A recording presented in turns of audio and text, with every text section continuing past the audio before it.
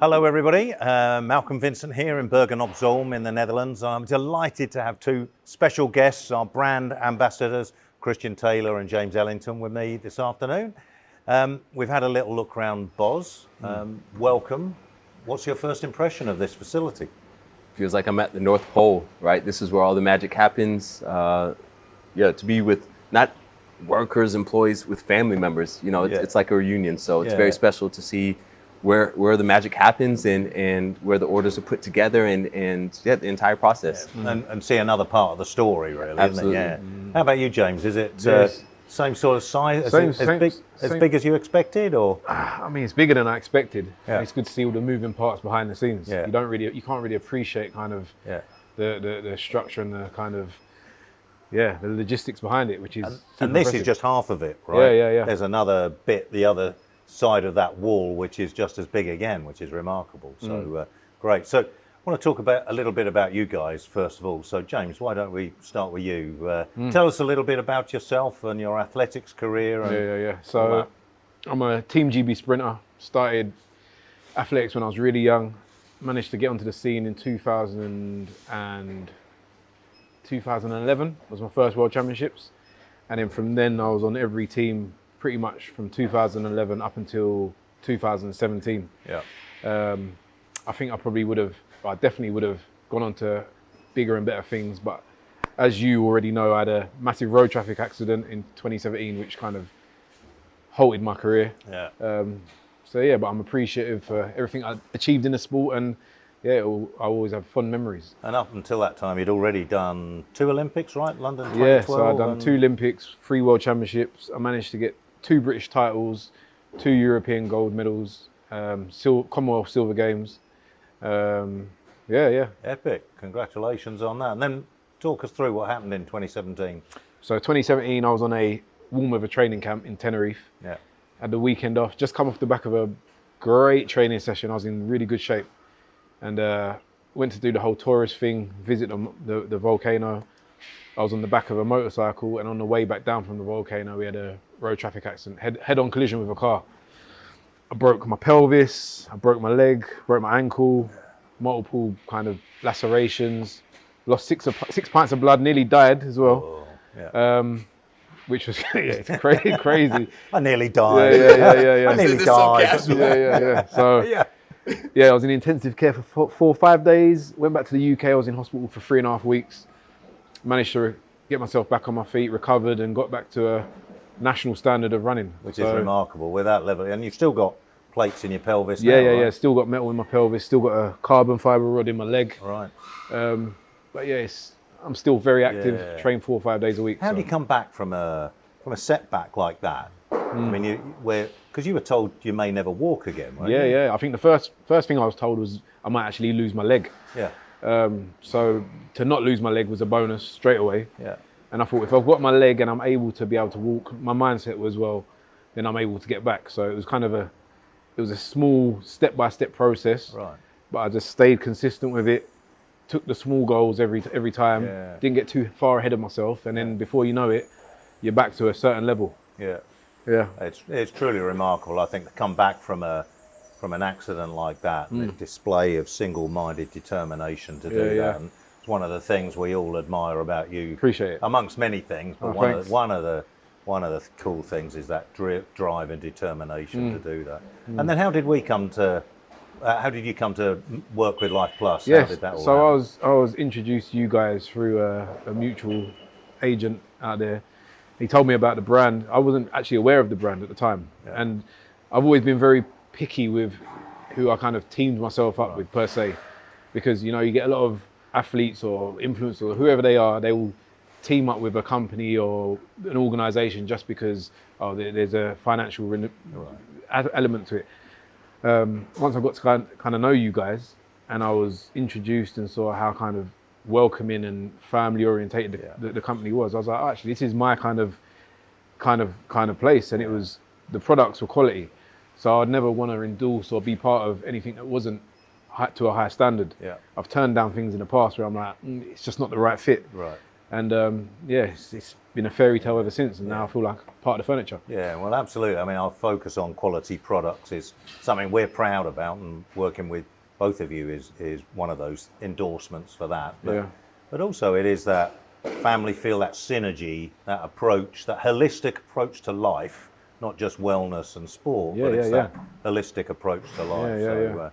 No, thanks for sharing that. We'll do a bit of a deeper dive in a minute, because you introduced, through that relationship, you introduced us to your friend Christian Taylor here.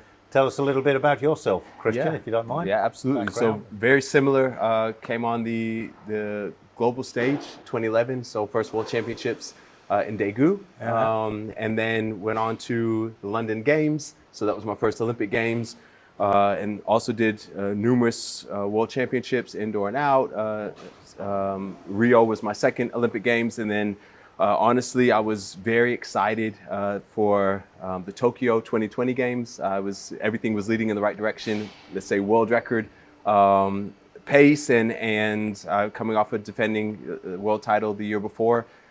Pandemic hit, and this was kind of, I think, like all of us, kind of sidetracked all of our plans. And that was just a moment that I thought, I'm just going to become stronger, wiser, and just line everything up for this new landscape of sport and of life.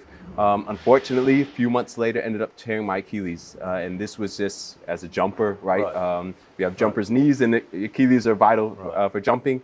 And this was something that's really just really pulled the rug from out under me, because then I was not able to compete at those third games. So to go from the favorite to not even competing, but that's part of sport, and as James spoke on, it's sometimes not how you fall, it's how you get back up. And so it was just me being inspired by seeing how he recovered, because it was several years prior, and I thought, well, I have nothing to complain about. I've torn my Achilles, but he was life-flighted off of a mountain, right? So in perspective, I can't let this hold me back. When he was really on life support, essentially, and so I just took a lot of inspiration from his journey, and I just said, you know what, if he can do it, so can I. And I think that is also the power of humanity and of sport, that you can find those connective tissues in some way to inspiration say, if they can do it, why can't I, right? And so I was able to, again, jump again, and more importantly, find the joy of jumping, joy of sport, joy of competing. But I've been very privileged to have great success in the sport, and running and in jumping, to meet great people. I was just going to say that you didn't just compete in London 2012 and Rio, did you? I even he's too modest, man. Yeah, exactly. So I won both games that I competed sorry, in. you won. Won gold medal. Yes, gold medal. So thank you. And 4 times world champion. Correct. So I won silver that I never speak about. That's a little. What was the silver that you never speak about? It was world indoors. So do you mind talking about it? No, I definitely don't want to dive deeper into that one. That was very disappointing. But you for also me. there was another thing, wasn't there? You've won off both when you take off. Correct. Off both feet. Yeah. So the only Olympians who went off both legs. Right. And that was between London and correct, Rio? in a 4-year gap. So it must have been something that happened there. What? Yeah. So I had basically patella tendonitis, and so my knees were just after just doing the same movement over and over again. It just wore my knees down, and the doctor just said, either you stop or you switch legs. Right. And I just figured, my back is against the wall. I've got 3 years to make the switch between the games, but it's one thing to compete, right? It's another thing to get back to the best in the world. But as James will allude to, and then you won a gold medal again. Yeah. So again, imagine telling a top boxer, right, you got to change from orthodox stance to becoming a southpaw now. Right. Yeah, exactly. Madness. Yeah, but we only limited by the things we put in front of us, right? And so the obstacles that we create for ourselves. So they say how that did you about guys pressure. meet? I know you said you had inspiration from him overcoming his accident. Him being James, sorry. James. In 2013, I actually moved to Loughborough.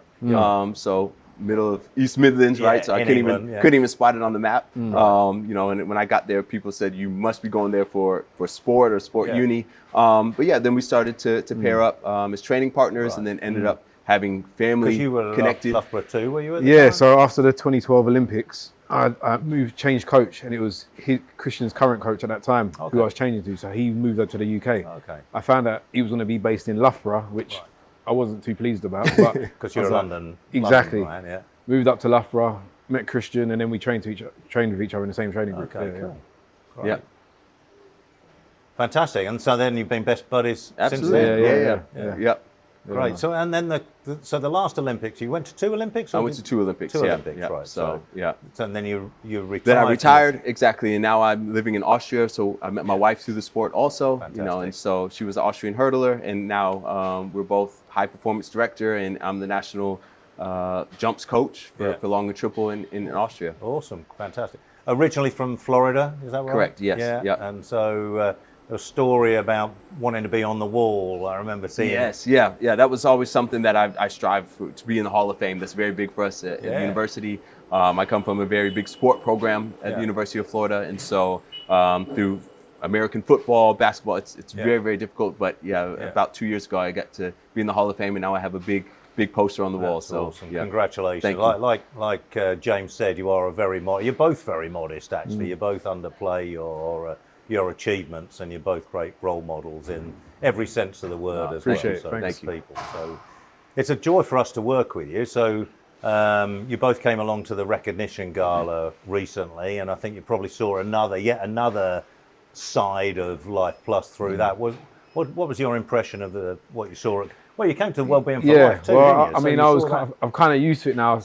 Being at the Wellbeing for Life Festival in Munich, that was ridiculous because that was my kind of first introduction to it. What was ridiculous about it? I was like, what's going on? Like, is Sting playing in concert? What's going on?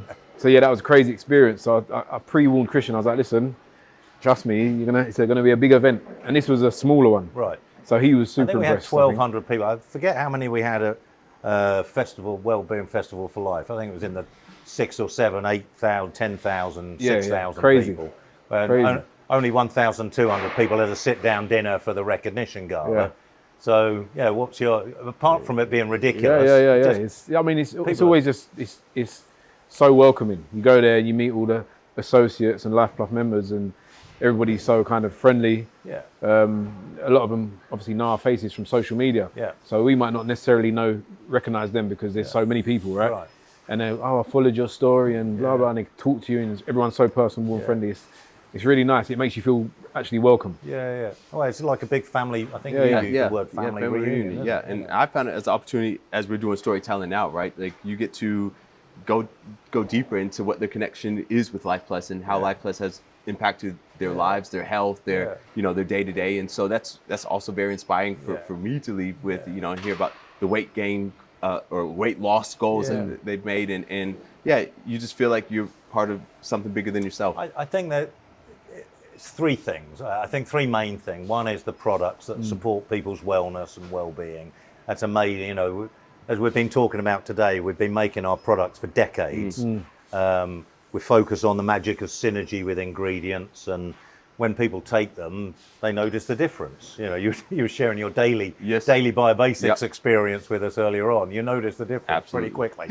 and then there's the concept, this income concept, where people don't have to invest anything and they can earn some extra money, and that can be a thing for people. But I think more than anything, particularly right now, it's this sense of community and togetherness, and that it's not an easy thing to find in the world. And I think that buzz, that vibe that you feel, I think is something special and unique. So, did your wife enjoy it too? She came along. Yeah, too, absolutely. Yeah, no, it's the thing is this community, this belonging. I think that's very powerful. As athletes, this is something when you're in the Olympic Village, right? You walk amongst the best in the world, and you say, well, we're all in our different disciplines in sports, like we're all going towards one goal, right? And that's ultimately just bettering yourself, being the best version of yourself. And I think that ties very closely into this Lifeplus mentality, right? It's what is your best self, and how can you put that out there? That's a cool analogy. I really like that actually. Yeah,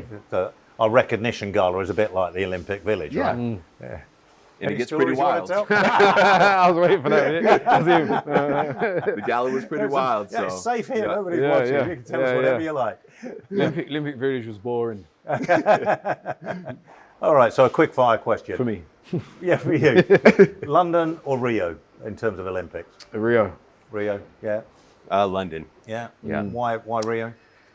Because I think London, the British team only anyway. We flew out to a holding camp in Portugal, and we was only flown into the Olympic Village, I think 3 days before our event, which I don't think was good. No. The team thought we wanted to do it to keep everyone focused, but by the time you got there, you had to get orientated. The village was huge. You'd have to go to all the different hospitalities. So pretty much 2 days you're trying to get your bearings, and then you're competing. Yeah. So for me, that wasn't good.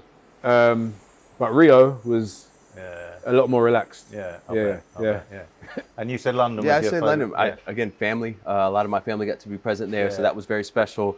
Stratford, did a wonderful job. We had, these unlimited oyster passes, so you can just take the tube everywhere. But honestly, it was just well done, and you felt that the volunteers were so. I can't believe an Olympic gold medalist said the highlight of the London Olympics was getting a free oyster card.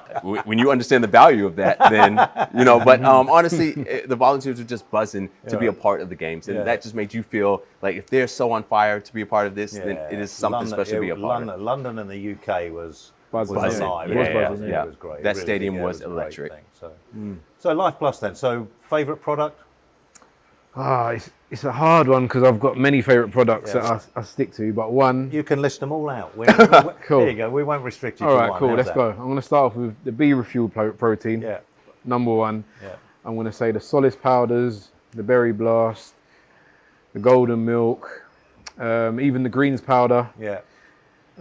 What else? Vitamin-wise, I'm going to say the Omi-Gold, the Vitamin D and K. He's going to list them all out. Yeah, I am. Paramphenol. And the Zinc Boost lozenges. That's my list. Zinc Boost is a powerful product, particularly this time of year as well. It's a good one. I know you were looking at skincare as well as we were walking around. Well, as time ticks on, I need to start getting ahead with the skincare as well. Stay looking young. You're doing all right. How about you, Chris? When I was younger and just getting into it, I had the time and energy to take all these things. But now I just think about being effective, efficient, and so BioDaily gives me everything I need. And then I like that little tingle, that kick of the focus. That just gets me going. So I get all my vitamins. I just get everything I need. But that's just for people that just on the go, just want to get, just attack life to the fullest. Yeah, exactly. So what are you doing sport-wise now, James? What are you retired from athletics? And I'm now making human presents. Okay. I'm parceling people up in presents now. I'm doing jiu-jitsu. Brazilian jiu-jitsu. Yeah. So the majority of the time I'm trying to wrap people up, but there's a small majority of the time that I'm getting wrapped up as well. Right. So it's a very humbling, mind-stimulating physical sport, which I love. Yeah. And in terms of athletics, I'm more coaching. I'm on the coaching side. So if other sports people, professional athletes, football players, rugby players, anything that involves speed, I can coach you and get you faster. So I do that, and I do a lot of speaking events as well, telling my story of how I made it to where I made it to, how I came back from the crash, etc. Yeah, well, it's truly inspiring. And how about you, Christian? Yeah, so on the coaching side now, so on the other side of it, so you have great respect for. Yes, exactly. But I still, get to run and jump. So I just newly retired, so I get to run and jump with them on a weekly basis, and so that's fun. It's really exactly. While I still can, and so it's fun for them because they say they get to jump with the Olympic medalists, and for me it's just fun to still feel like I still got it. So it's a great experience for both of us, and it's just good for my heart health and long term. Right, exercise in general. Exactly. But I think professional athletes like yourselves to stop completely would be unnatural. Really. Yeah, exactly. And what about the future? How far into the future do you try and plan, or do you have a vision for what you're doing, or do you just take one day as it comes? What's your? I would say with work and life, of course, we're used to this Olympic cycle, right? So every 4 years, so we this has almost been ingrained, and so as I'm still in athletics, right, there's a lot of Olympic cycle when it comes to the business stuff. But when it comes to personal life, my wife and I have these goals or checkpoints that we say in 5, 10 years, 15 years, where do we want to be? What do we want our life to look like? How would we want our family to grow? And of course, like anything, it's a dream, but you must make tangible steps to get there. And so that's just a lot of the sport that you can apply to your life. But regardless, you need to have long-term goals, but short-term goals to get there. Absolutely. And I think, again, with so much change in the world right now, giving people the reassurance that they can still have long-term goals and visions. And I think we're proud at Lifeplus to give people that strong foundation that they can build their big dreams on, or build their own dreams. They don't have to be big dreams, right? They could be just dreams or ideas or visions. So, well, I could say being here also, you have that feeling of like it's only going to get bigger and better, right? And so you see the lanes, the lines, the energy that show that growth is possible, and you guys are ready for it. You know, you've shown through the difficult times of the pandemic, it didn't stop, right? And so this is a resilient spirit here, and one that's ready for the next wave. Yeah, when there's been hiccups or you know, hurdles in the way, you know, whether it's been Brexit or COVID or any of those things, we've not missed a single day of operation, and I think that speaks volumes. We've been in business for nearly 34 years, and we plan on being here for decades to come. Come you know, on. we've definitely, Robert Christian's vision is to, you know, leave a lasting legacy for decades. Yes. Something that's there for many people. So, how about you, James? Any plans, visions? Yeah, I mean, objectives, similar to what ambitions? Christian said, I think we come from a sport where you're having to plan and you have cycles. So I think on the business side of things, it's just growing what I'm currently already doing, which is coaching and trying to help other people improve. And just trying to set myself up into a position where I can retire nicely and not have to keep being on the grind. Enjoy life and Yeah. Well, we very much enjoy working with you guys, and thank you very much for taking time out of your schedules to come here to Bergen op Zoom today.